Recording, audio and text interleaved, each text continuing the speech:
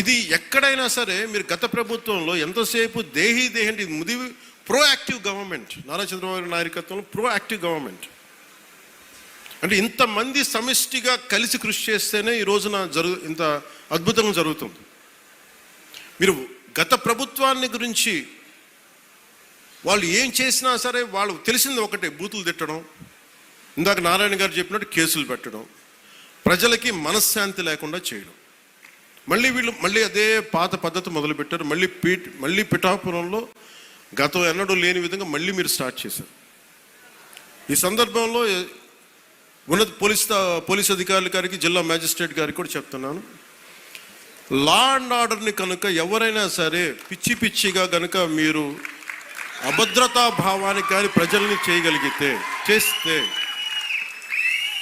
అస్సలు ఉపేక్షించద్దని చెప్తున్నాను. నా మాటలు చాలా మెత్తగా ఉన్నాయి కానీ చేతలు చాలా చాలా గట్టిగా ఉండి గుర్తుపెట్టుకోండి.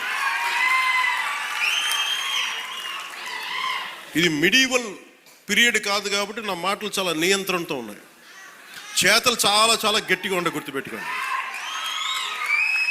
ఎందుకని మీరు రాజకీయ పరంగా ఏదైనా చేద్దామంటే సంతోషం, అది మీరు ఒక విమర్శ చేయండి, ఇక్కడ అభివృద్ధి బాగలేదు, ఇంకోటి బాగలేదు. కానీ మీరు కులాల మధ్య మతాల మధ్య గొడవ పెట్టేద్దాం అనుకుంటే వాటిని మెటుకు నేను వ్యక్తిగతంగా చాలా పర్సనల్గా తీసుకుంటాను. ఎందుకంటే I believe firmly in the foundations of our constitution.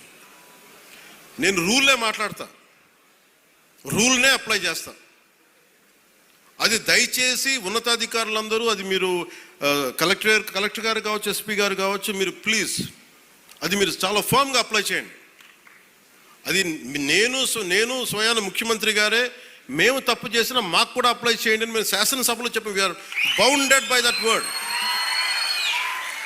అందుకని ఎవ్వరు కూడా వ్యవస్థకు అతీతులు కాదు, నాతో సహా.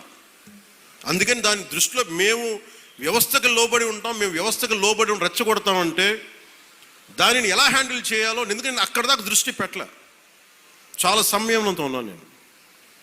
మీరు పిఠాపురంకు వచ్చి గొడవలు పెడతామంటే నేను ఇక్కడ కూర్చొని మొత్తం ఏరేస్తాను, అందరిని గుర్తుపెట్టుకోండి.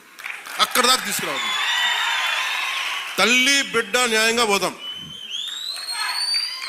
తల్లి బిడ్డ న్యాయంగా పోదాం. మీరు ఒక మాట అనండి, నేను తీసుకుంటా. కానీ మీరు నన్నన్నా పర్లా, పార్టీనన్నా నేను భరిస్తాను. కానీ ప్రజల మధ్య వైషమ్యాలని కనుక మీరు చేస్తే దాని పర్యవసానాలు చాలా తీవ్రంగా ఉంటాయి, గుర్తుపెట్టుకోండి. ఎందుకంటే నాకు ఓటమి భయం లేదు, ఇది చాలా చాలా అర్థం చేసుకోవాలి అందరూ.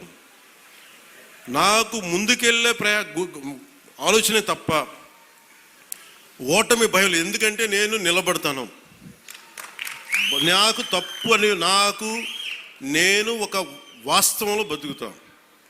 ఈరోజు పదవులు ఉండొచ్చు, పదవులు పోవచ్చు, వీటి మీద నేను ఆలోచించుకొని చేయను.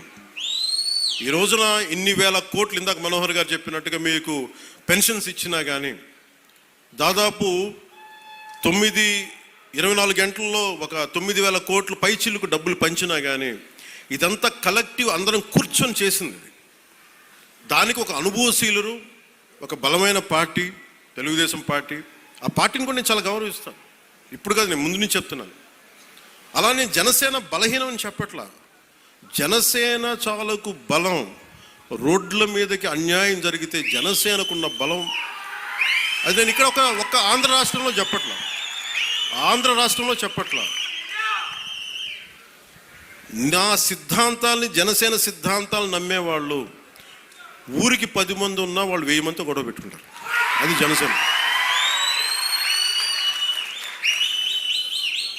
ఈరోజు కూర్చోబెట్టి నా మీద అందరూ మాట్లాడేస్తూ ఉంటాను, ఏం చేసావు అది ఇది మాట్లాడుతూ ఉంటే, మరి 2019లో అన్ని కేసులు పెడుతున్నాం, వాళ్ళందరూ ఏమైపోయారు? అప్పుడు గొంతు పెగలేదు. అప్పుడు ఏమైపోయింది? ఆ రోజు అంటే మీరు కేసులు పెడతారని మన నారాయణ గారు చెప్తున్నారు కదా. అందుకని ఇవన్నీ దృష్టిలో పెట్టుకొని మీరు ఈ అలయన్స్ని దయచేసి ఎవరు కూడా, జనసేన నాయకులు కావచ్చు, కూటమి నాయకులు ఎవరైనా కావచ్చు, దీన్ని దయచేసి బలహీనం చేయకండి. ఎందుకంటే నాకు చంద్రబాబు నాయుడు గారికి చాలా అపారమైన అవగాహన ఉంది మన ప్రజలను ఎలా కాపాడాలని. మా ఇద్దరి మధ్య అసలు అలాంటి అరమరికలు కానీ విభేదాలు కానీ లేవు.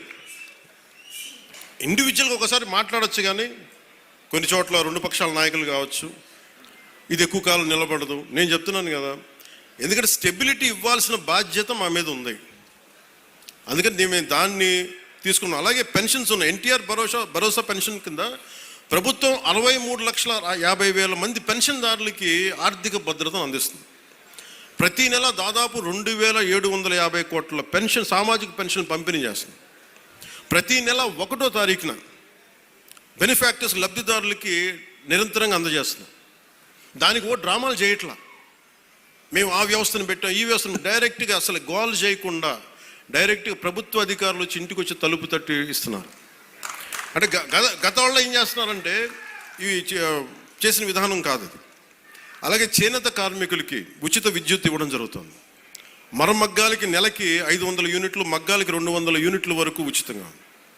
తల్లికి వందనం ద్వారా 62,27,000 మంది విద్యార్థులకి 10,000 కోట్ల రూపాయలు సహాయం చేశారు.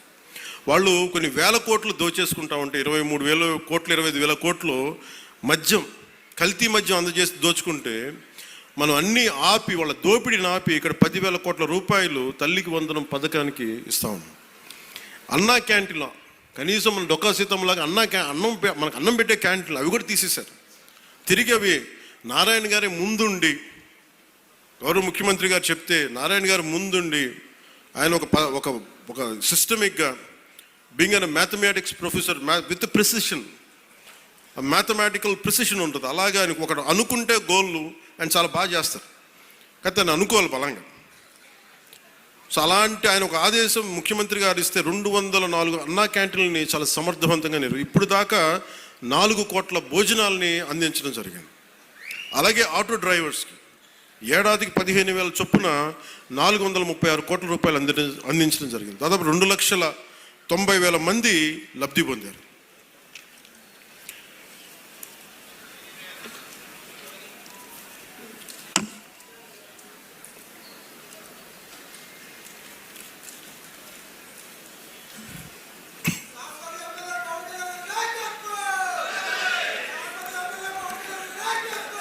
అలాగే ప్రత్యేకించి పిఠాపురానికి సంబంధించి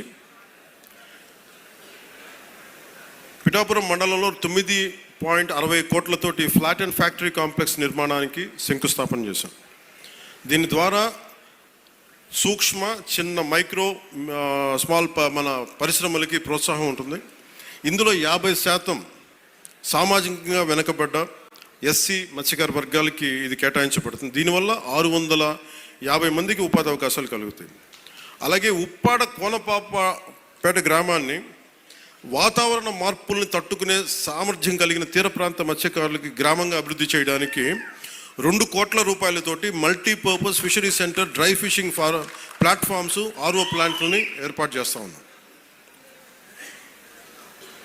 అలాగే ఉపాధి హామీ పథకం ద్వారా 31,21,21,00,000 మినీ గోకులాలు, హెల్త్ క్లినిక్లు, పంచాయతీ భవనాలు, గ్రామీణ రోడ్ల నిర్మాణానికి శంకుస్థాపన చేశాం. రహదారులు, R&B శాఖ ద్వారా 26.95 కోట్ల రూపాయలతోటి 10 ప్రధాన రోడ్లని మరమ్మతులు చేపట్టాం. పిఠాపురం మున్సిపాలిటీలో 6.80 కోట్లతోటి డ్రైన్స్, మోడల్ అభివృద్ధి చేస్తున్నాం. గొల్లప్రోలు నగర పంచాయతీలో 3 కోట్లతోటి డ్రైన్ల నిర్మాణం చేపట్టాం.